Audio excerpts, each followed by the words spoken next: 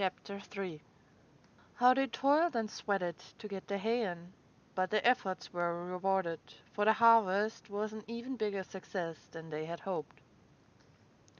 Sometimes the work was hard. The implements had been designed for human beings and not for animals, and it was a great drawback that no animal was able to use any tool that involved standing on his hind legs. But the pigs were so clever that they could think of a way round every difficulty. As for the horses, they knew every inch of the field, and in fact understood the business of mowing and raking far better than Jones and his men had ever done. The pigs did not actually work, but directed and supervised the others. With their superior knowledge, it was natural that they should assume the leadership. Boxer and Clover would harness themselves to the cutter or the horse rake. No bits or reins were needed in these days, of course, and tramped steadily round and round the field with a pig walking behind and calling out "Gee up, comrade!" or "Whoa back, comrade!" as the case might be. And every animal, down to the humblest, worked at turning the hay and gathering it. Even the ducks and hens toiled to and fro all day in the sun, carrying tiny wisps of hay in their beaks. In the end they finished their harvest in 2 days less time than it had usually taken Jones and his men. Moreover, it was the biggest harvest that the farm had ever seen. There was no wastage whatsoever. The hens and ducks with their sharp eyes had gathered up the very last stalk, and not an animal on the farm had stolen so much as a mouthful. All throughout that summer the work of the farm went like clockwork. The animals were happy as they had never conceived it possible to be. Every mouthful of food was an acute positive pleasure, now that it was truly their own food, produced by themselves and for themselves, not doled out to them by a grudging master. With the worthless parasitical human beings gone, there was more for everyone to eat.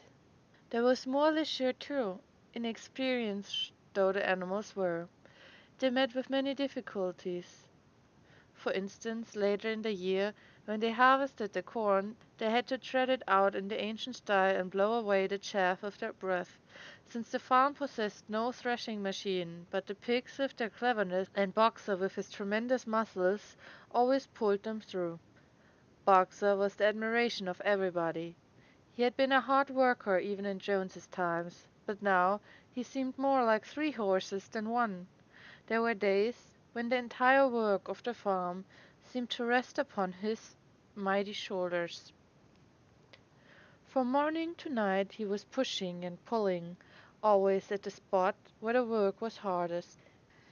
He had made an arrangement with one of the cockerels to call him in the mornings half an hour earlier than everyone else, and would put in some volunteer labor at whatever seemed to be most needed, before the regular day's work began. His answer to every problem, every setback was, "I will work harder," which he had adopted as his personal motto.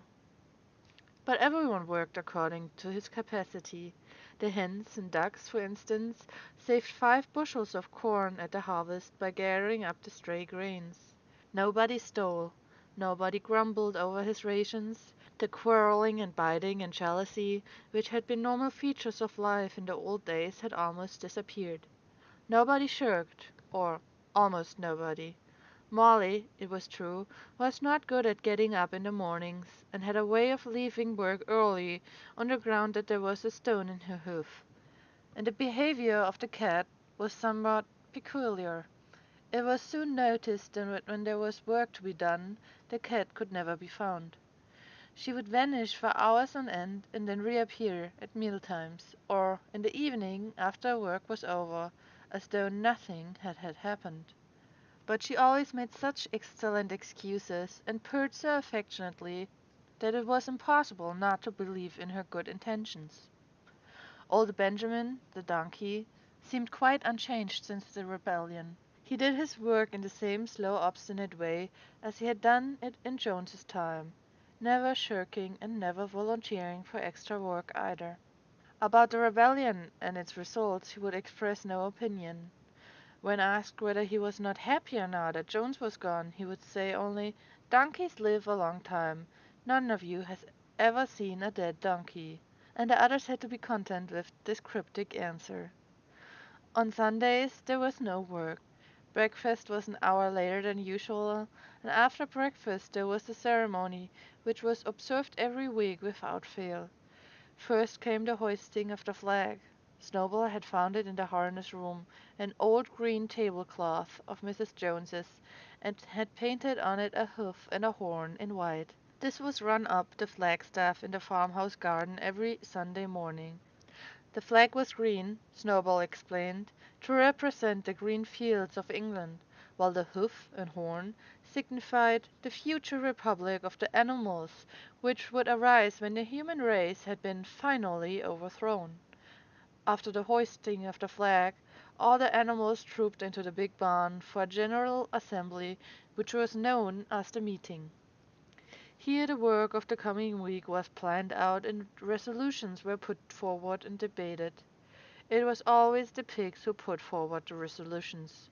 The other animals understood how to vote, but could never think of any resolutions of their own. Snowball and Napoleon were by far the most active in the debates. But it was noticed that these two were never in agreement. Whatever suggestion either of them made, the other could be counted on to oppose it.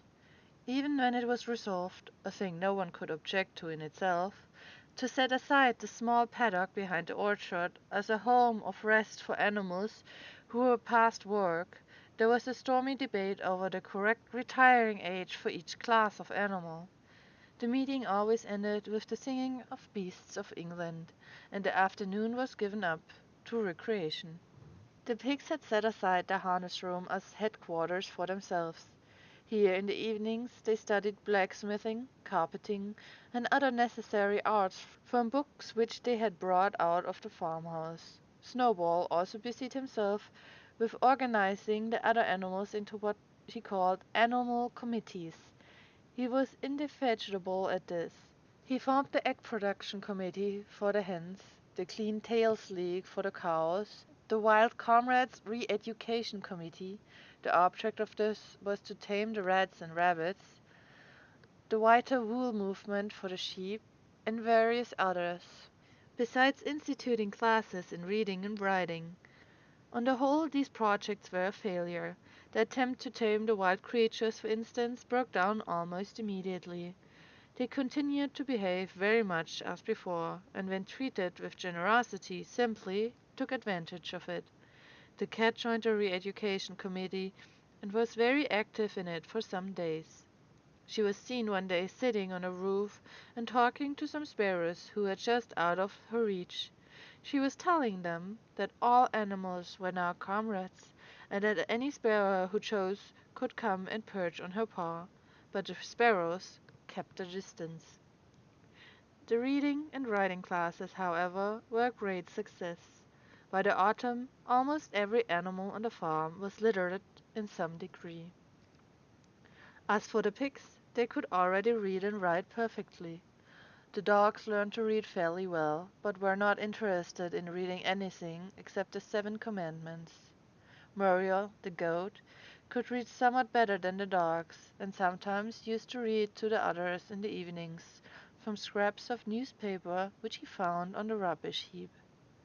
Benjamin could read as well as any pig, but never exercised his faculty. So far as he knew, he said there was nothing worth reading. Clover learned the whole alphabet, but could not put words together. Boxer could not get beyond the letter D.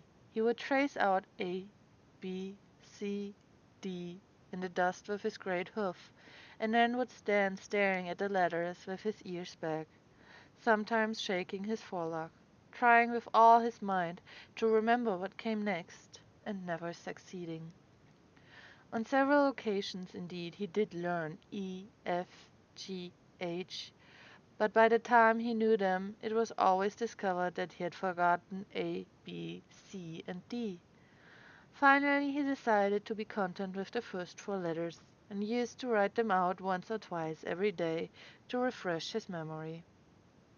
Molly refused to learn any but the 5 letters which spelled her own name.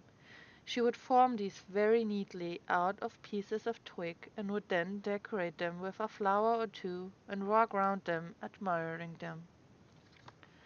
None of the other animals on the farm could get further than the letter A. It was also found that the stupider animals, such as the sheep, hens, and ducks, were unable to learn the 7 Commandments by heart.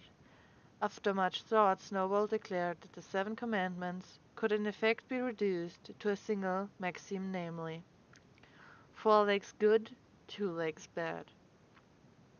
This, he said, contained the essential principle of animalism. Whoever had thoroughly grasped it would be safe from human influences. The birds at first objected, since it seemed to them that they also had 2 legs, but Snowball proved to them that this was not so. A bird's wing, comrades, he said, is an organ of propulsion and not of manipulation.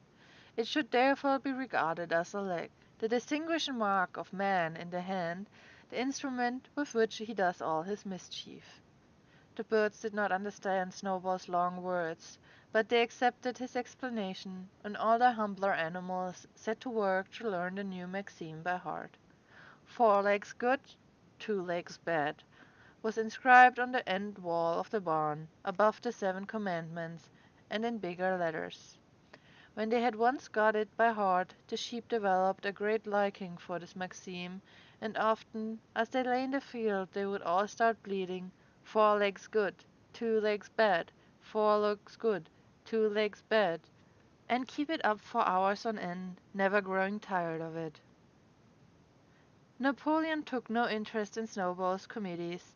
He said that the education of the young was more important than anything that could be done for those who were already grown up.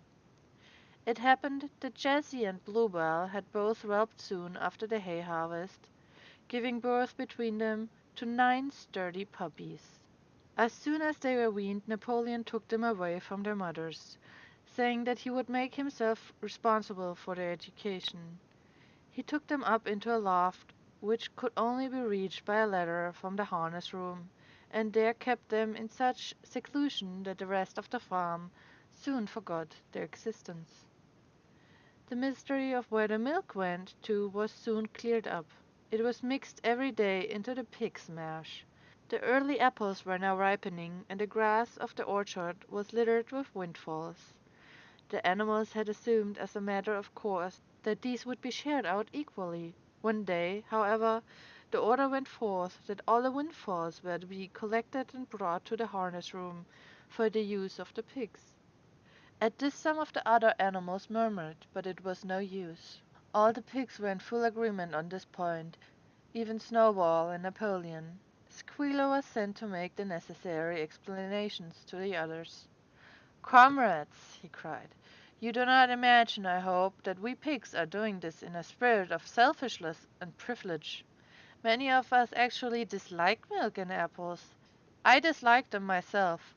Our sole object in taking these things is to preserve our health. Milk and apples, this has been proved by science, comrades, contain substances absolutely necessary to the well-being of a pig. We pigs are brain workers. The whole management and organization of this farm depend on us.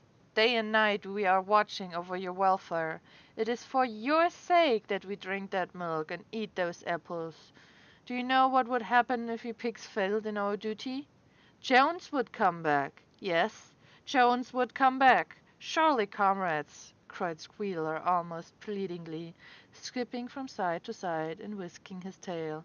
Surely there is no one among you who wants to see Jones come back. Now, if there was one thing that the animals were completely certain of, it was that they did not want Jones back. When it was put to them in this light, they had no more to say. The importance of keeping the pigs in good health was all too obvious. So it was agreed without further argument that the milk and the windfall apples, and also the main crop of apples when they ripened, should be reserved for the pigs alone.